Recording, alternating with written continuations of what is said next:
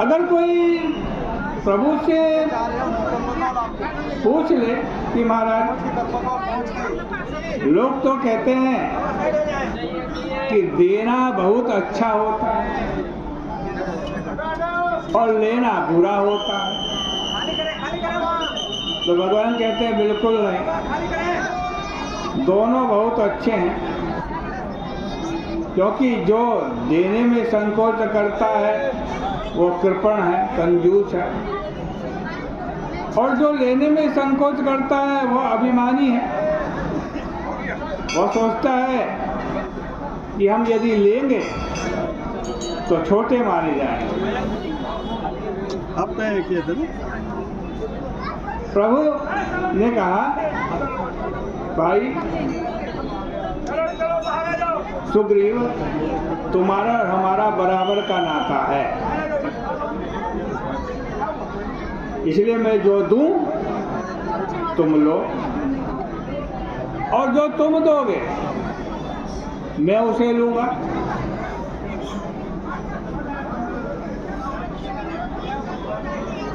भरद्वाज जी की बात यहाँ बड़ी सार्थक सिद्ध हुई। भरद्वाज जी ने प्रभु से विनोद किया था कि तुम्हारे लिए तो सब मार्ग ठीक हैं।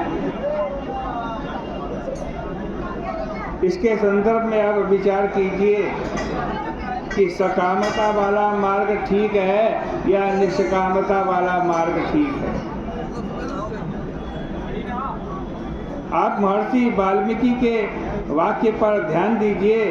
वाल्मीकि कहते हैं कि आप तो प्रभु हर स्थान पर हैं,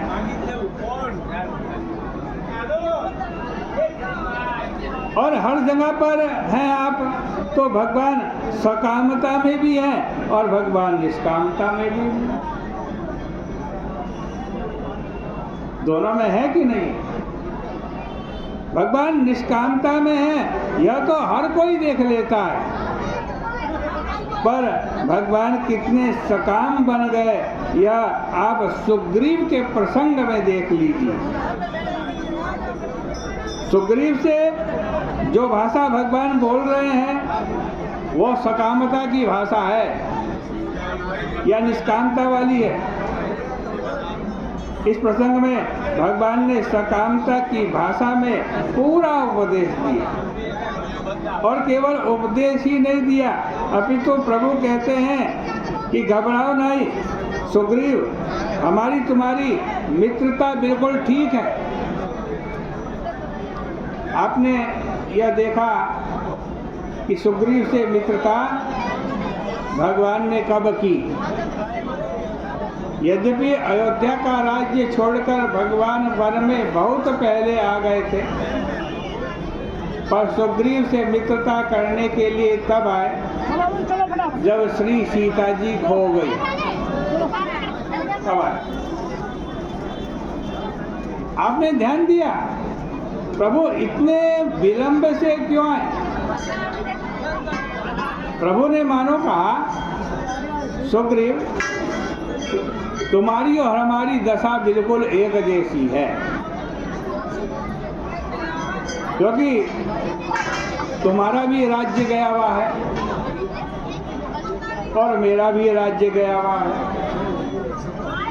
तुम्हारी पत्नी भी खोई भी है और मेरी पत्नी का भी अपहरण हो चुका है। इसलिए हम में और तुम में कोई अंतर नहीं है। प्रभु बड़े अनोखे हैं, वे जिससे मिलते हैं बस उसी की तरह बन जाते हैं। यह बन जाना ही प्रभु की उदारता है, और यही तत्व सर्वत्र विद्यमान है।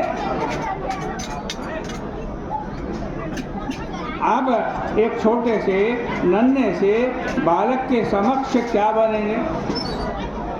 निष्काम बनेंगे या सकाम बनेंगे? आपको छोटी बच्ची खिलौने के नकली बर्तन में अगर कल्पना का हलवा बना कर के ले आए और आपको देने लगे, तो क्या आप यह कहेंगे नहीं नहीं मुझे भूख नहीं है? यदि आप बुद्धिमान पिता होंगे तो उससे यही कहेंगे कि मुझे तो बड़ी भूख लगी है और तुमने बहुत बढ़िया हलवा खिलाया कि मेरा तो पूरा का पूरा पेट भर गया। इसका अभिप्राय है कि भगवान यह कहते हैं कि मित्र, यह न समझना कि मैं बड़ा हूँ और तुम छोटे हो। अरे भाई, हम दोनों में अंतर ही क्या है? इसलिए आओ अब हम दोनों समझौता कर लें। क्या समझौता? बोले, मित्र, तुम्हारी पत्नी को हम मिला देंगे और हमारी पत्नी को तुम मिला दो। मैं तुम्हारे को राज्य दिला दूंगा, बाद में मुझे भी राज्य मिल जाएगा। तो भगवान राम जो इतना नीचा उतर करके बोल रहे हैं, क्या सचमुच उन्हें नीचे उतरने की आवश्यकता है? वस्तुतः इसका अभिप्राय यह है कि भगवान की विशेषता यही है कि ऊपर से भी ऊपर वही है और नीचे से भी नीचे वही है।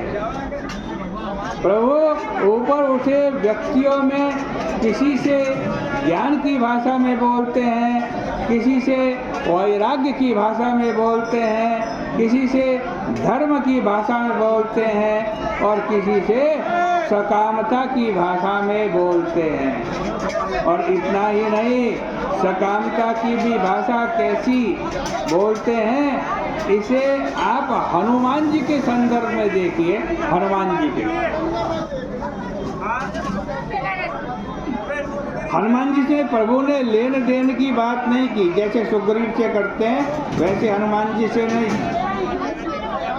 क्योंकि जानते हैं हनुमान जी देना ही देना जानते हैं, लेने का तो प्रश्न ही नहीं है इनके जीवन में।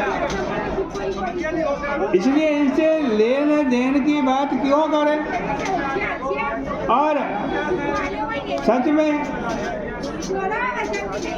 भगवान उनसे लेन देन की बात नहीं करते हनुमान जी से, क्योंकि हनुमान जी सचमुच महान व्यक्तित्व वाले व्यक्ति हैं। हनुमान जी के लिए एक शब्द आता है कि ज्ञानी नाम अग्रगण्यम, ज्ञानियों में अग्रणीय है हनुमान जी। जो ज्ञानी का, तो ज्ञानी का क्या लक्षण है? ज्ञानी किसे कहते हैं? इस संबंध में रामायण में एक बहुत बड़ा सूत्र दिया हुआ है, कहा गया है ज्ञान मान जहु एक नान। प्रत्येक व्यक्ति अपने आप को कुछ ना कुछ मान बैठा है कि मैं यह हूँ, मैं यह हूँ।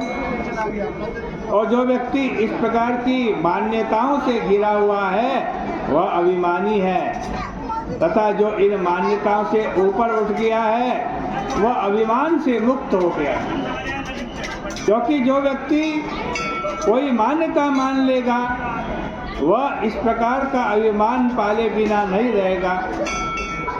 हम लोगों के जीवन में बहुधा यही होता है कि जो मान्यताएं हम मानते हैं उसका लाभ कम लेते हैं और उसकी हानि हम अधिक उठाते हैं।